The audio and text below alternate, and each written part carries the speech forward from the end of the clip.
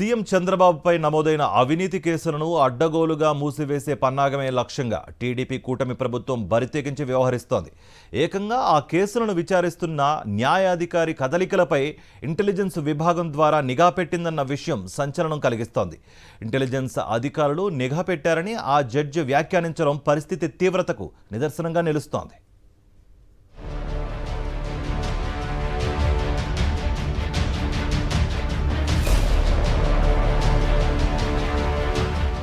Skill development కుంభకోణం కేసులో గత ఏడాది చంద్రబాబుకు రిమాండ్ విధించిన పరిణామాల నేపథ్యంలో టీడీపీ కూటమి ప్రభుత్వం దుశ్చర్యకు పాల్పడుతోంది. మరోవైపు చంద్రబాబు నిందితుడిగా ఉన్న కేసులో ఛార్జ్షీట్లను న్యాయస్థానానికి సమర్పించకుండా తాత్సారం చేయడంపై ఆ జడ్జి ప్రశ్నించారు. టీడీపీ ప్రభుత్వ బరితెగింపునకు నిదర్శనంగా నిలుస్తోంది.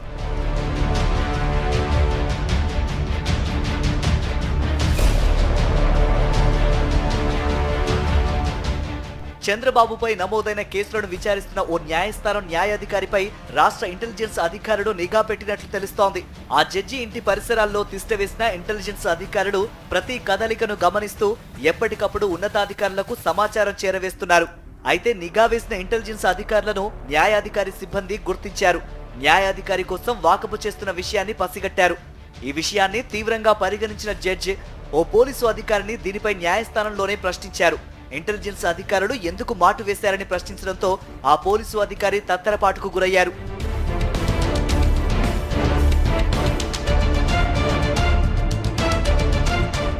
చంద్రబాబుపై ఉన్న అవినీతి కేసులను నీరుగార్చేందుకు సిఐడి పన్నిన పన్నాగంపై కూడా న్యాయాధికారి ప్రశ్నించారు.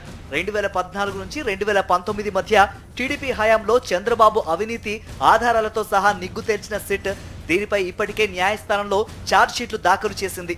అయితే న్యాయస్థానం కొన్ని వివరణలు కోరుతూ ఛార్జ్షీట్లను ఈ ఏడాది ఏప్రిల్లో వెనక్కి పంపింది. వివరణలతో ఆ ఛార్జ్షీట్లను మళ్లీ దాఖలు చేయాలని ఆదేశించింది. ఈ మేరకు అప్పటి సిఐడి అధికారులు వివరణలతో రిపోర్టులను సిద్ధం చేశారు.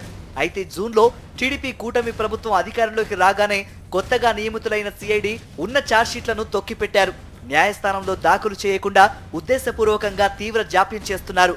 చంద్రబాబుకు అనుకూలంగా తప్పుడు వాంగ్మూలాలు ఇచ్చిన ఉన్నతాధికారుల లక్ష్యం అప్పటి వరకు ఛార్జ్షీట్లను న్యాయస్థానంలో దాఖలు చేయకుండా కాలయాపన చేస్తున్నారు.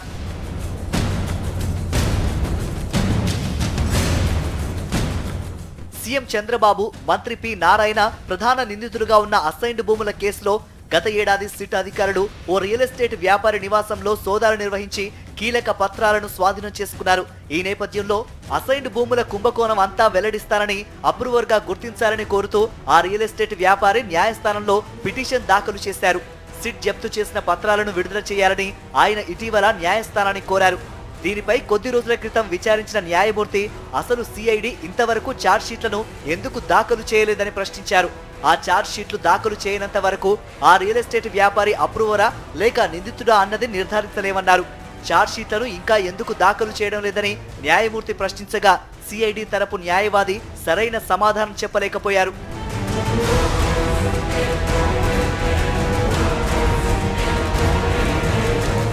చంద్రబాబు తరపున కేసులను వాదిస్తున్న సుప్రీంకోర్టు సీనియర్ న్యాయవాది సిద్ధార్థ్ లూత్రా తాజాగా విజయవాడలోని నోవెటల్ హోటల్లో వరుసగా 2 రోజుల పాటు పోలీసు, సిఐడి, ఇంటెలిజెన్స్ ఉన్నతాధికారులతో సమావేశమై ఆ కేసులను నీరుగార్చే చర్యలను స్వయంగా పర్యవేక్షించడంపై న్యాయవర్గాల్లో తీవ్ర విస్మయం వ్యక్తమవుతోంది.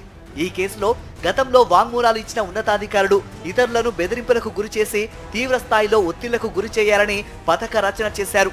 మొత్తం పోలీసు వ్యవస్థను లూత్రా తన కంట్రోల్లోకి తీసుకోవడం, చంద్రబాబుపై కేసుల దర్యాప్తు అధికారులకు దిశానిర్దేశం చేయడం, దీని నుంచి ఆయన్ను 3 నెలల్లోగా బయటపడేయాలని ఏకంగా డెడ్ లైన్ విధించడం రాష్ట్రంలో ఎలాంటి పాలన సాగుతుందో చెప్పేందుకు నిదర్శనంగా నిలుస్తోంది. సాక్షులను బెదిరించి దారికి తేకుంటే ఈ కేసులో చంద్రబాబుకు విముక్తి కలిగించడం కష్టమని ఆయన హెచ్చరించినట్లు తెలుస్తోంది.